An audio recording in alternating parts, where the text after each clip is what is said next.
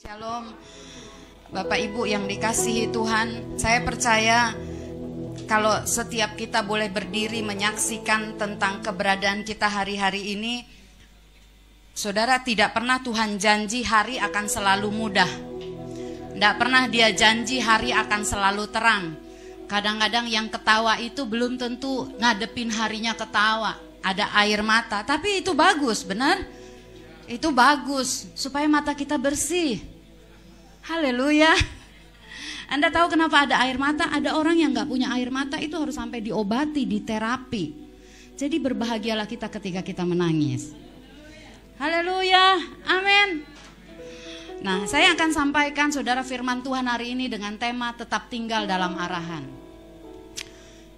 Ketika kita mengikuti berapa waktu perjalanan kekristenan kita membaca Alkitab, kita melihat bangsa Israel mulai dari keluar dari tanah Mesir menuju tanah perjanjian, sudah sampai di tanah perjanjian mengalahkan musuh-musuh mereka, menduduki tempat-tempat tanah pusaka mereka.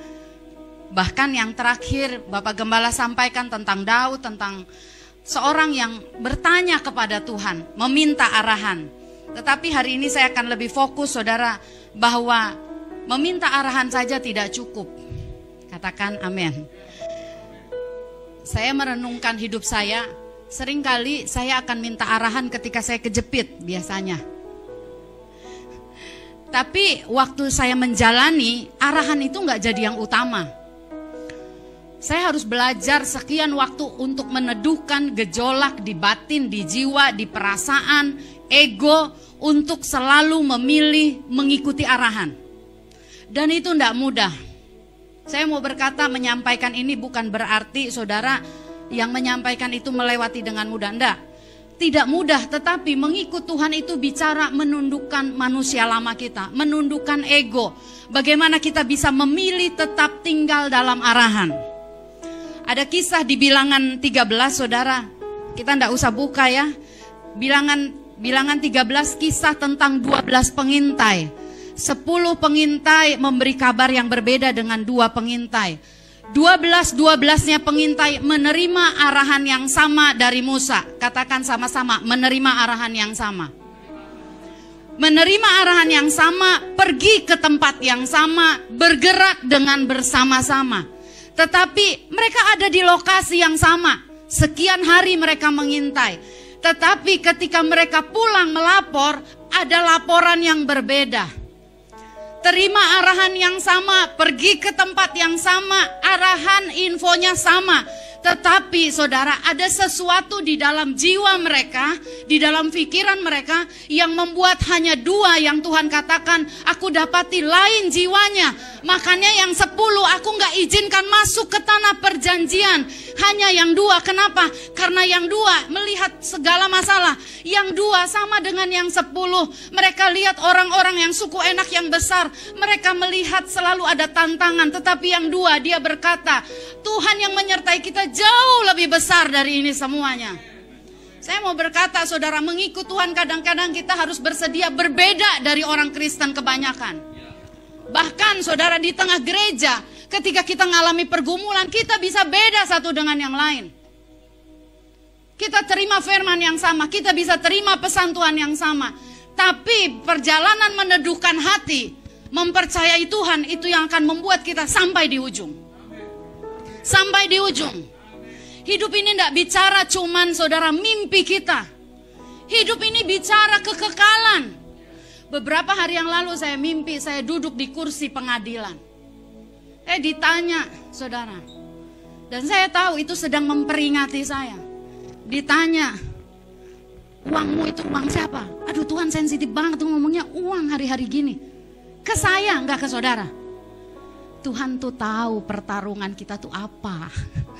Haleluya. Berarti kakak mata duitan? Ya mungkin. I don't know.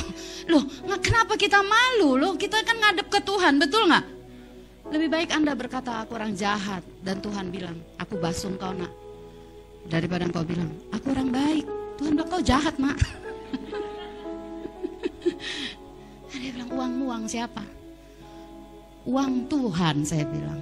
Sudah kau pakai kah? Belum Tuhan. Kadang aku bilang udah gak ada, sebenarnya aku simpan dikit-dikit untuk ngopi-ngopi cantik. Saya mimpi beberapa hari yang lalu. Saya pernah cerita ya saudara, Tuhan tuh bicara. Itu gak ribet saudara. Dia gak mungkin bicara membingungkan saudara dan saya.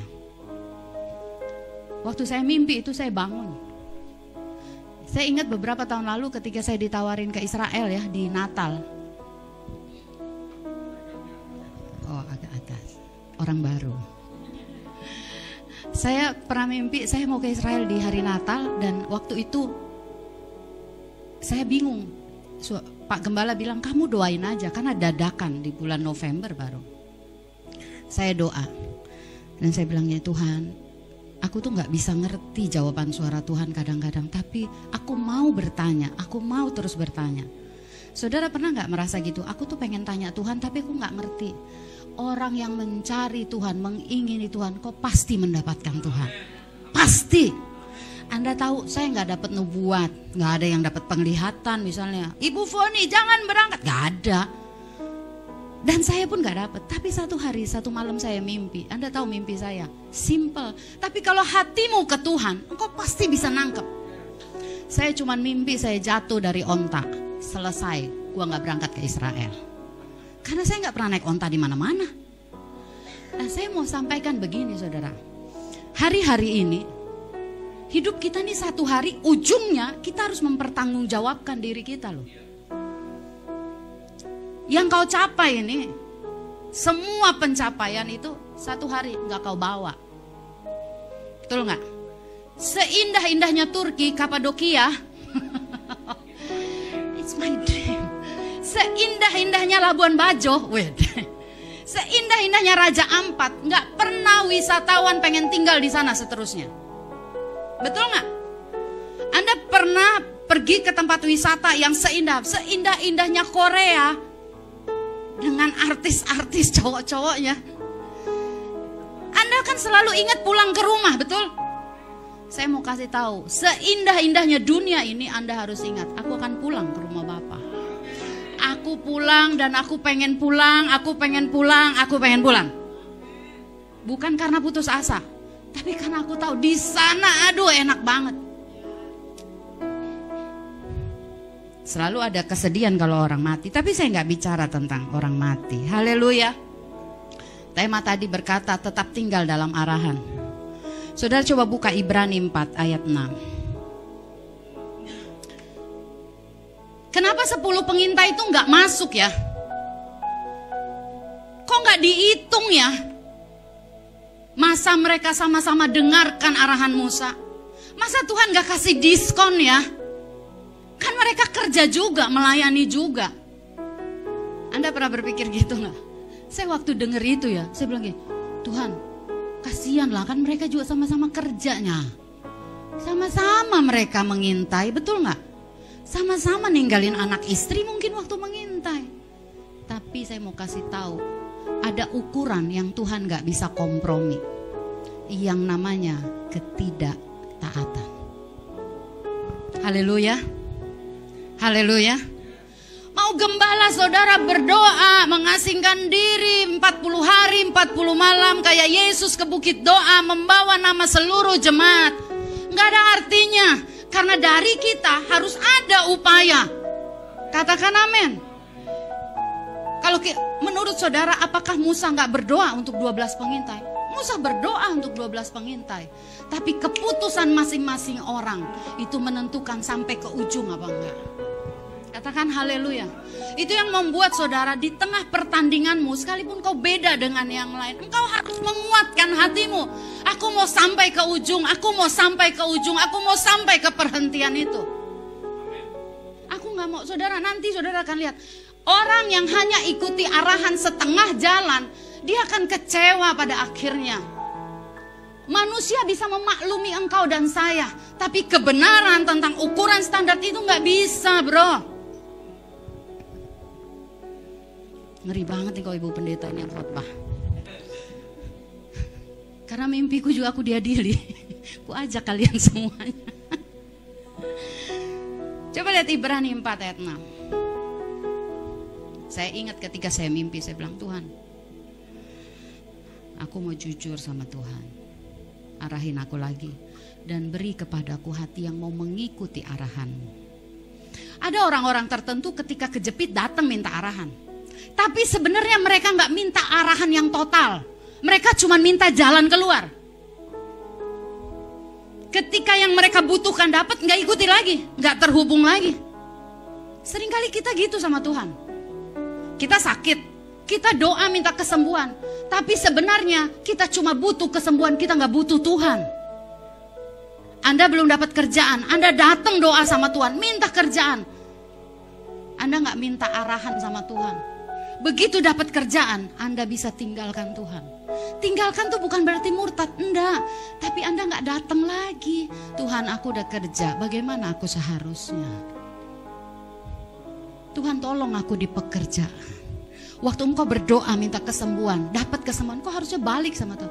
Tuhan, thank you, aku udah sembuh. Arahkan aku lagi Tuhan, apa yang harus aku buat supaya kesembuhanku tidak percuma. Haleluya.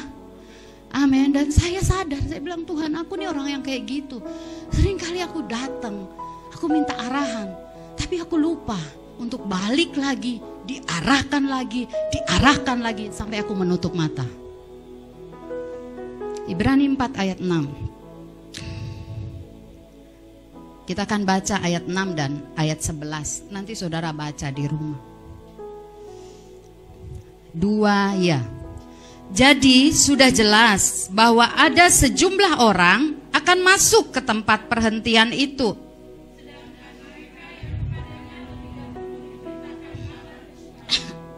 Tidak masuk karena ketidaktaatan mereka. Karena itu ayat 11, baiklah kita berusaha untuk masuk ke dalam tempat perhentian itu, supaya jangan seorang pun jatuh karena mengikuti ketidaktaatan itu juga. Oke, saudara coba lihat Ibrani 4 ayat 6 tadi. Kitab Ibrani ini menuliskan ada contoh orang-orang. Saudara jangan bingung ya, maksudnya gini, kita udah terima Yesus, ada karya salib. Tapi hidup ini gak cuma karena terima Yesus, saudara. Amin. Anda terima Yesus terus hidup asal-asalan, Anda gak bisa masuk. Saya ketemu satu ibu teman dari anak saya, dia kebetulan polisi. Dia udah polisi, suami istri. Dia mau masukin anak yang paling besar di kepolisian. Dia punya link. Tapi dia bilang gini, atasannya bilang, aku hanya bisa bantu kamu kasih arahan, tapi kamu harus juga lakukan dong. Apa yang harus dilakukan? Dia latih anaknya olahraga. Giginya diperiksa, matanya gak boleh minus, gak boleh ada ambeien. Pokoknya yang dia tahu dia harus lakukan. Dia gak mungkin saudara merokok terus sampai kacamata tebel, terus mentang-mentang bapaknya petinggi dia bilang gini, aku harus masuk jadi polisi. Gak bisa masuk, betul gak? Gak bisa masuk. Anda boleh mengalami karya salib Yesus, tapi kalau hidupmu sembrono asal-asalan, itu beda bro. Katakan haleluya. Haleluya. Berapa orang yang gak masuk saudara? 2 yang masuk, 10 yang gak masuk. Bagian besar. Kenapa yang 10 gak masuk? Karena mereka punya pertimbangan sendiri. Nanti Anda akan saya ajak melihat pertarungan kita, mendengar arahan itu pertarungannya di jiwa. Gimana bisa sepakat, gimana bisa tetap berjalan sekalipun keadaannya gak nyaman. Kenyamanan bukan parameter ukuran kalau engkau sedang dikenan Tuhan. Bukan. Sekalipun penderitaan juga bukan. Karena ada orang karena kebodohannya menderita, karena kedegilan hatinya menderita. Tapi banyak orang ketika dia nyaman, dia berpikir dia sedang bersama Tuhan. Ketika engkau sedang diberkati melimpah, saudara, hati nurani ini ngomong. Karena ujungnya semua kita tinggalin. Dan hari itu dia akan cerita, nak, kemana kamu? Waktu saudaramu tergeletak, apa yang kau buat? Kebetulan jauh rumahnya dari aku, Tuhan. Jadi cukup ke WA aja lah dia. Haleluya. Mengikuti arahan, katakan sama-sama mengikuti arahan. Bukankah Yesus Di ibadah akhir tahun, Pak Gembala kasih tahu tentang battleground. Gimana Yesus ngajak murid-muridnya menyeberang danau. Udah sama Tuhan, tapi harus lewati danau bergejolak. Bisa nggak kita bisa stay mengikuti Tuhan dan mengikuti arahannya? Ada satu contoh di Alkitab, satu pribadi yang mengikutinya nanggung, dan firman Tuhan berkata, aku menolak engkau.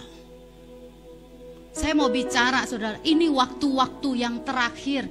Jangan main-main lagi. Jangan setengah-setengah. Kami pun bertanding. Bukan cuma jemaat yang punya ego. Hamba Tuhan punya ego. Tapi ego ini gak bisa ditengking masalahnya. Aku udah sering tengking egoku, gak pergi-pergi. Kenapa? Karena ego itu harus dengan kerelaan diletakkan di kaki Tuhan. Waktu Anda disalahartikan orang, waktu Anda tuh punya kesanggupan menjelaskan fasih lidah, Anda disalahkan harus tutup mulut, itu ego engkau matikan. Buat saya itu pertandingan terberat. Saya orang yang sekian waktu dahulu gampang saudara, ini mulutnya ngebuka. Lebih dulu jawab daripada mikir, dan seringan nyesel.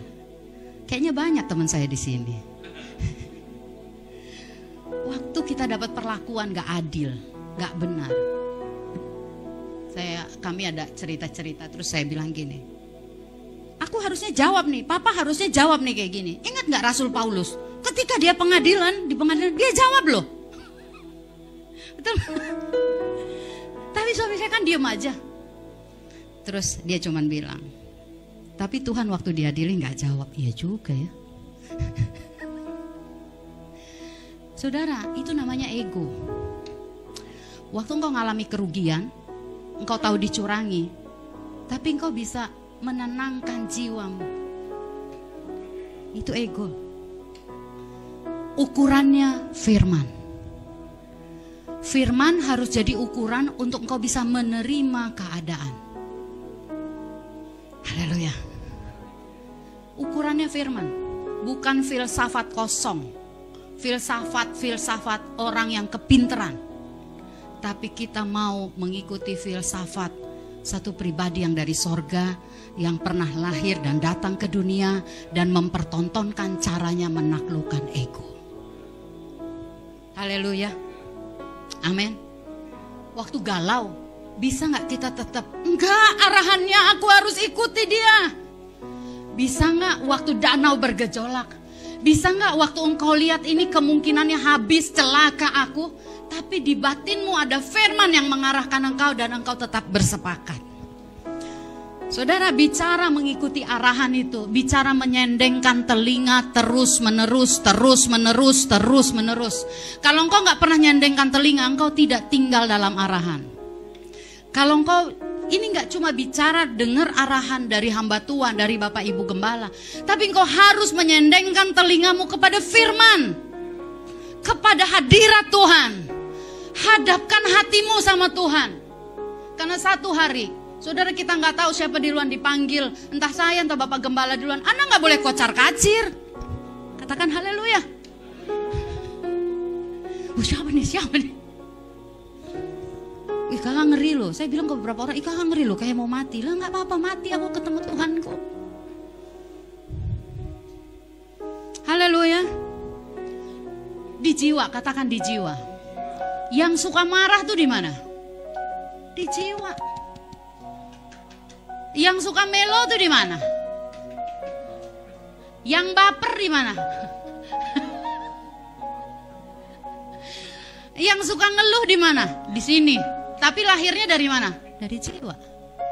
Apa yang kau simpan di hatimu itu akan keluar kok. Akan keluar.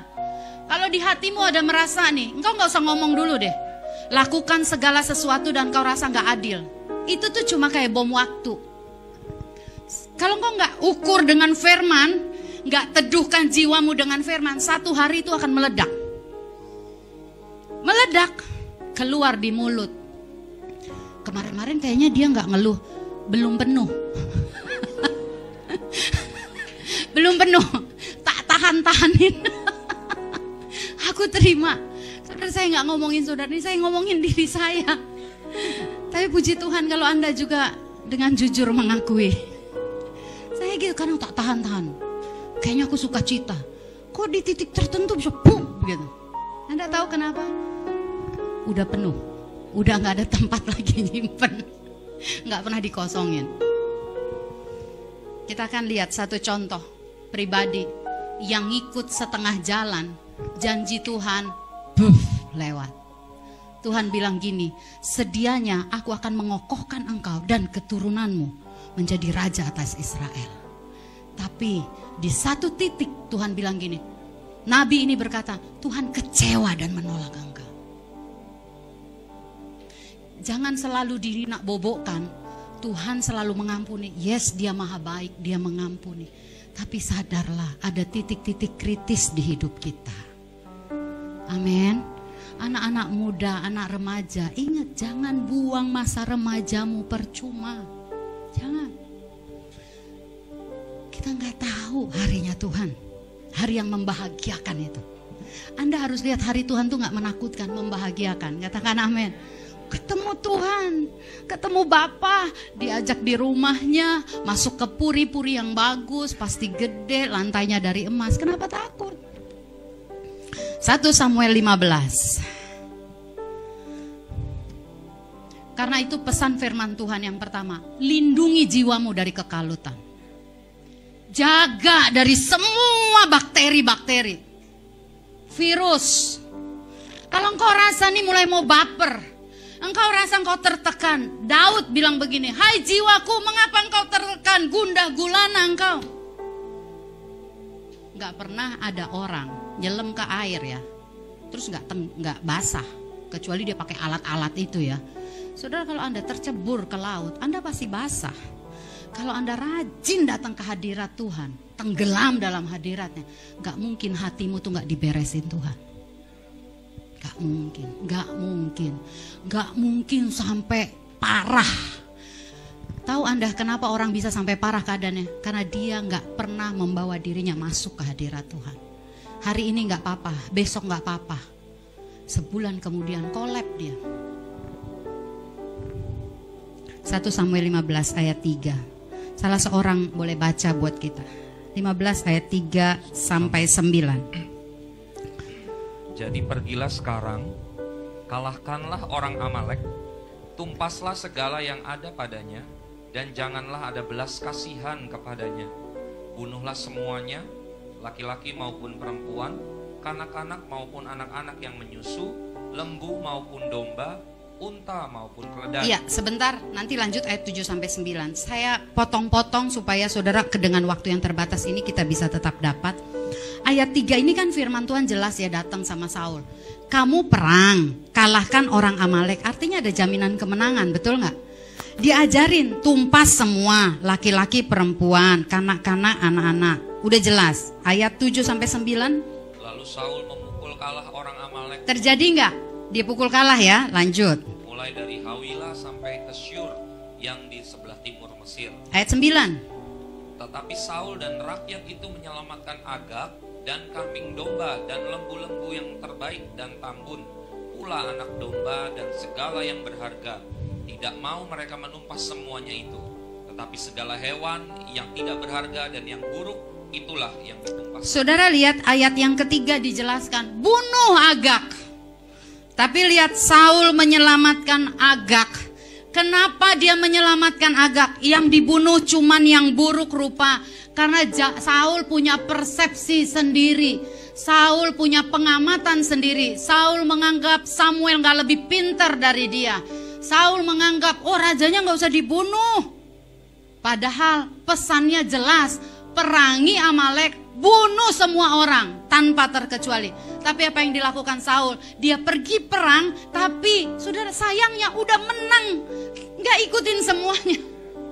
Anda miris ya, saya waktu baca ini miris loh. Udah menang, lu tinggal bunuh si Agag, dia gak ikutin loh. Kenapa? Saul cuma datang minta arahan untuk memuaskan egonya, menang. Dia nggak pikirin apa yang menyenangkan Tuhannya. Lanjut ayat ke-18 sampai 22. Tuhan telah menyuruh engkau pergi dengan pesan, pergilah, tumpaslah orang-orang berdosa itu, yakni orang Amalek. Berperanglah melawan mereka sampai engkau membinasakan mereka. Mengapa engkau tidak mendengarkan suara Tuhan? Mengapa engkau mengambil jarahan dan melakukan apa yang jahat di mata Tuhan? Lalu kata Saul kepada Samuel, aku memang mendengarkan suara Tuhan. Aku memang dengar suara Tuhan. Aku dengar pesan Tuhan. Aku datang kepada pemimpinku. Aku minta arahan. Lanjut. Dan mengikuti jalan yang telah disuruh Tuhan. Aku lakukan semua yang disuruh. Dan aku membawa Agag, raja orang Amalek. Tetapi orang Amalek ini itu sendiri telah kutumpas. Saudara, menurut saudara, Saul dengar gak sih kata manusia? Orang yang kau dapat harus kau habiskan. Dengar kan? Agag nih manusia apa bukan? Karena firman Tuhannya bilang gini, kanak-kanak, ya kan, semua orang, ya kan, hewan, bahkan kalau dia pikir Agag itu jenis hewan harusnya ditumpas juga kan? Betul gak? Saya coba gini, mungkin Saul kepikiran kali ini kayaknya binatang, tapi saya lihat lagi, oh iya Tuhan suruh binatang juga dibunuh ya. Terus saya lihat, kenapa saudara?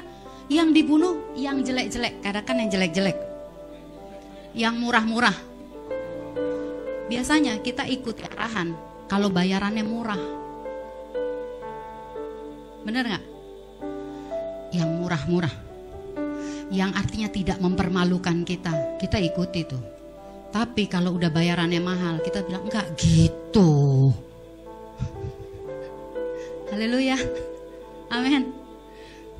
Tiba-tiba ada kesunyian di rumah Tuhan. Saya sedang doa gini ya saudara. Nanti kita lanjut. Kita kan mau tabur benih awal tahun ya. Dan itu udah kita lakukan 4-5 tahun kalau nggak salah ya. Saya lupa. Ini masa yang nggak mudah. Semua orang tahu. Terus saya baca kisah para rasul. Ketika orang menaruh hartanya di kaki rasul. Tak baca, itu masa yang sukar juga. Saya nggak suruh jemaat begitu. Saya bilang gini, Tuhan, aku nego sama Tuhan. Tuhan, Bu ya aku diberkati yang begini Tuhan. Aku pengen deh bisa memberi dengan cara bukan cuma radikal, tapi belajar karena aku percaya kepadamu sekalipun habis jiwaku dan hatiku. Karena aku bukan lakukan itu buat gereja. Aku lakukan itu untuk Tuhan. Aku berperkara dengan Tuhanku. Dan aku sedang menaruh imanku kepadamu. Dan aku akan terima yang dari Bapakku. Saya duduk di situ, saya bilang, Tuhan aku mau. Saya bilang gini, aku menyimpan semua peristiwa-peristiwa aku ditolong Tuhan di dalam batinku. Dan aku mau itu gak cuman file yang ditutup, harus dibuka supaya nambah cerita yang baru tentang pertolongan Tuhan. Nambah lagi, nambah lagi. Aku gak bicara keajaiban di masa lalu, aku bicara keajaiban di masa kini. Dulu saya ingat waktu saya masih kerja berapa tahun yang lalu, ada seorang hamba Tuhan bicara tentang memberi. Saya ingat di Pondok Cabe, hati saya tuh kayak diliputi apa gitu. Saya ingat tuh, saya lepasin karena udah lewatnya berpuluh tahun belum menikah. Lepasin cincin saya tuh, taruh. Itu dulu gila-gilaannya nggak ngerti.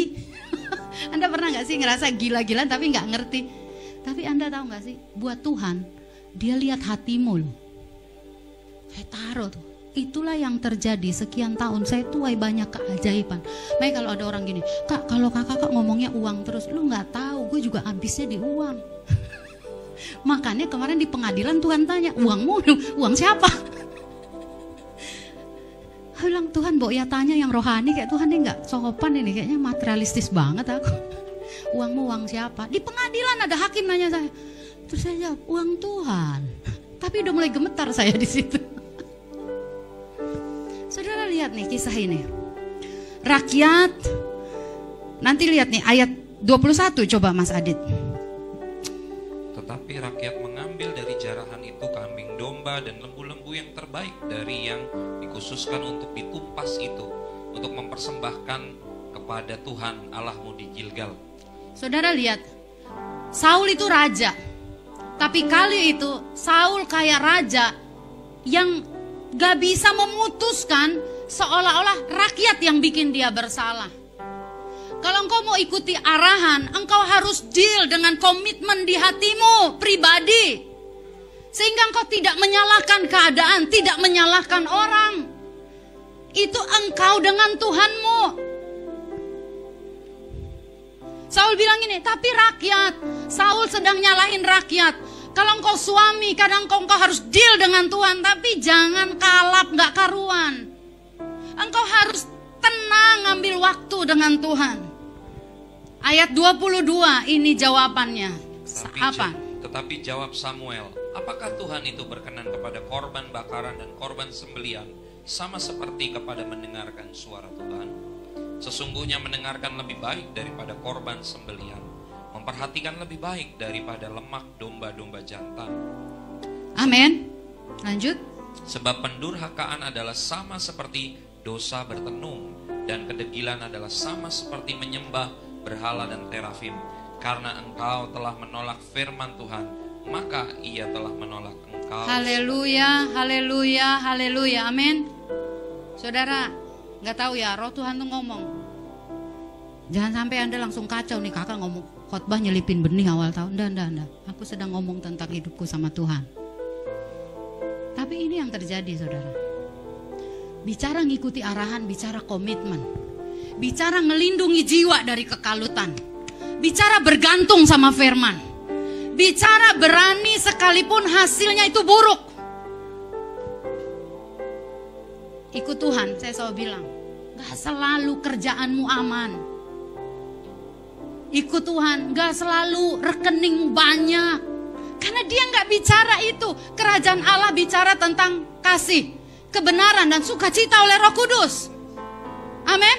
Gak bicara tentang perolehan. Samuel berkata begini, apakah Tuhan berkenan kepada korban bakaran dan korban sembelian sama seperti kepada mendengarkan suara Tuhan? Daud gak bisa nanganin kekalutan jiwanya. Saul gak bisa nangani kekalutan jiwanya. Daud waktu dia harus pergi ke padang penggembalaan sementara kakak-kakaknya senang-senang. Daud ketika ditinggalkan keluarganya, Daud ketika diperlakukan gak adil, dia selalu berkata, sekalipun ayah dan ibuku meninggalkan aku, tetapi Tuhan menyambut aku. Daudlah yang menulis, kecaplah dan lihatlah betapa baiknya Tuhan. Daud bisa jadi orang diperlakukan gak adil sama orang tuanya, tapi Daud dicatat merawat orang tuanya. Kapan itu bisa terjadi? Waktu jiwanya itu dijaga dari kekalutan.